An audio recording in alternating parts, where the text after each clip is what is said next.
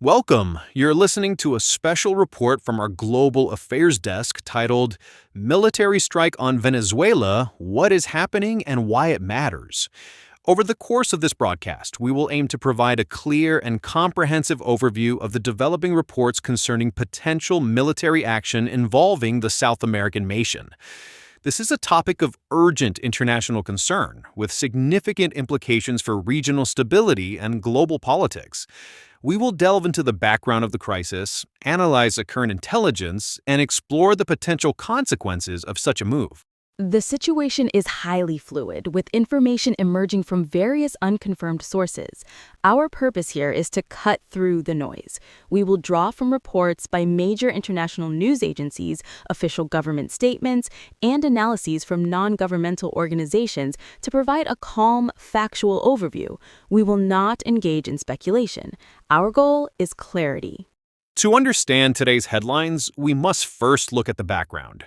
Venezuela has been in a state of crisis for many years, a situation rooted in deep-seated political and economic issues. This isn't a recent development, but rather the culmination of decades of political mismanagement and economic dependency on oil revenue. On the political front, the country is deeply polarized. The government of President Nicolás Maduro has faced significant challenges to its authority from a broad opposition movement. Following the 2018 presidential election, which many international observers and countries deemed unfair and fraudulent, an opposition leader was recognized by dozens of nations as the legitimate interim leader. This move, however, did not dislodge the incumbent government, creating a prolonged and damaging political stalemate with two rival claims to the presidency. This division has paralyzed the country's institutions, making effective governance nearly impossible. The lack of a unified government means there's no coherent strategy to address pressing issues like healthcare, sanitation, or public safety, leaving the population to fend for themselves. This has created a fertile ground for social unrest and has deepened the sense of hopelessness among many Venezuelans. This political turmoil is inseparable from a severe economic and humanitarian crisis.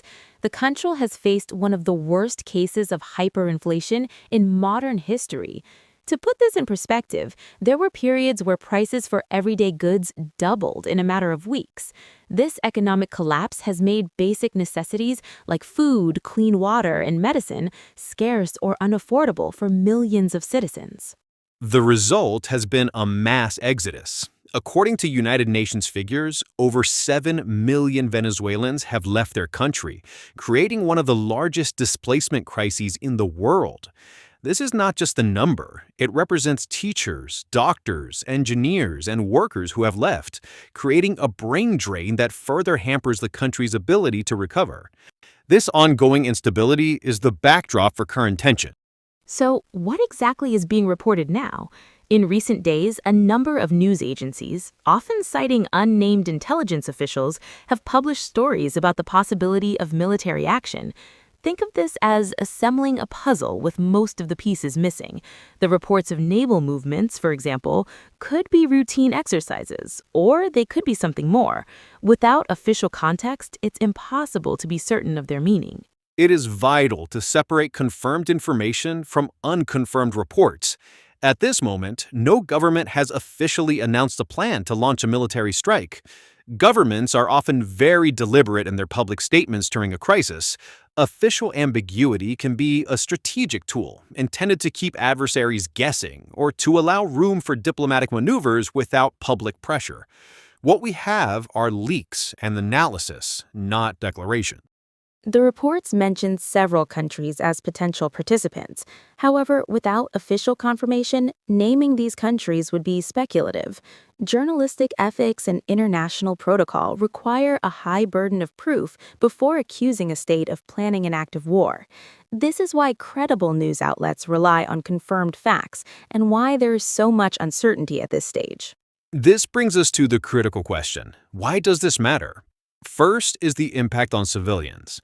Humanitarian organizations warn that any conflict would have devastating consequences. Consider the infrastructure. A conflict could damage power grids, water systems, and hospitals that are already in a state of disrepair. The ability for aid agencies to even operate safely would be severely compromised, putting millions at risk. Beyond its borders, the stability of the entire region is at stake. Countries like Colombia and Brazil would share long borders with Venezuela, already host millions of refugees. These host nations are already straining under the social and economic pressure of this influx, and their resources are stretched thin. An active conflict could trigger a new wave of displacement on a scale that would dwarf the current crisis, creating security vacuums along the border. Porous borders in conflict zones can become corridors for illicit activities, such as drug trafficking and arms smuggling, further destabilizing an already fragile region and creating long-term security problems for the continent. On the global stage, the international reaction would be intense. Any unilateral military action would be debated fiercely at the United Nations. The UN Security Council, composed of 15 members, including 5 with veto power, is the only body that can legally authorize the use of force in such a situation. Achieving a consensus there for military action would be exceptionally difficult in the current geopolitical climate. This is where international law becomes central. The United Nations Charter is built on the principle of national sovereignty, which asserts that a state has the right to govern itself without outside interference. Any military strike outside of self-defense or a Security Council resolution would be considered a violation of this core principle by many legal experts. Such an action could weaken the entire international system, creating a dangerous precedent where nations feel more justified in taking unilateral action against others. This could erode the very foundations of global order and diplomacy, leading to a more chaotic and less stable world. Because of these risks, diplomacy is presented as the primary alternative. Diplomatic efforts involve dialogue and negotiation to pressure for change without armed conflict. For instance, talks have been sponsored by countries like Norway in the past, aiming to bring the government and opposition to the negotiating table. While these efforts have had limited success, they represent the primary nonviolent path forward. As we have outlined, this is a complex and uncertain situation. In moments like this, information itself can be used as a tool. This is sometimes called information warfare, where false or misleading reports may be deliberately spread to test public reactions, to create confusion, or to build a pretext for future actions. Social media platforms can amplify these narratives at an alarming speed, making it hard to distinguish fact from fiction. This creates a fog of information that is very difficult for the public and for policymakers to navigate, increasing the risk of miscalculation. Therefore, caution is necessary for all of us. We encourage listeners to seek information from multiple established and independent news organizations. Pay attention to the language used. Factual reporting uses neutral words and attributes information to sources, while propaganda often uses emotional and accusatory terms to persuade rather than inform. To summarize our report, we are seeing a series of unconfirmed reports about potential military action related to Venezuela. These reports exist within the context of a severe, long-running political and humanitarian crisis.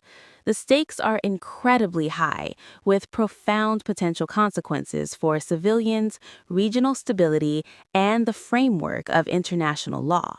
The key takeaway is that the situation is far from clear, and official confirmations are lacking. The vast majority of the international community continues to call for de-escalation, dialogue, and a peaceful resolution. Thank you for listening to this special report. Please follow our channel for continued clear and factual coverage of major world events.